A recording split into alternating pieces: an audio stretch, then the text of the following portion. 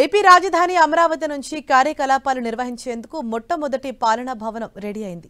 CRDA building గా పిలుస్తున్న ఈ భవనాన్ని సీఎం చంద్రబాబు ఇవాళ ప్రారంభించనున్నారు.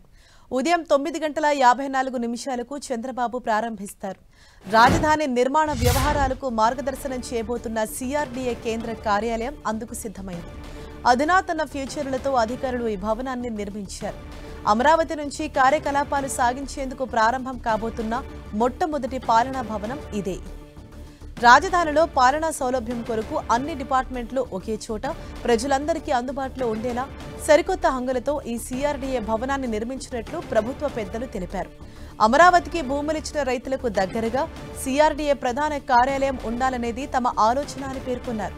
రాజధాని అమరావతి నగరం ప్రతిబింబించేలా భవనం ముందు ఏ అక్షరంతో ఎలివేషన్ ఇచ్చారు. ఇదే ఈ బిల్డింగ్ కి ప్రధాన ఆకర్షణగా మారింది. ఇకపై అమరావతి నిర్మాణ పనులను ఇక్కడి నుంచి పర్యవేక్షిస్తారు. అమరావతిలో seed axis road E3N11 junction వద్ద రాయపూడి సమీపంలో మున్సిపల్ శాఖ ప్రధాన కార్యాలయం నిర్మాణాన్ని 2017లో ప్రారంభించారు. ఇక్కడ ఒక ప్రధాన భవనంతో పాటు పీఈబీ భవనాల నిర్మాణం జరిగింది. ఈ బిల్డింగ్ గ్రౌండ్ ఫ్లోర్లో reception, public experience centre, restaurant, bank, AI command centre, conference halls నిర్మించారు.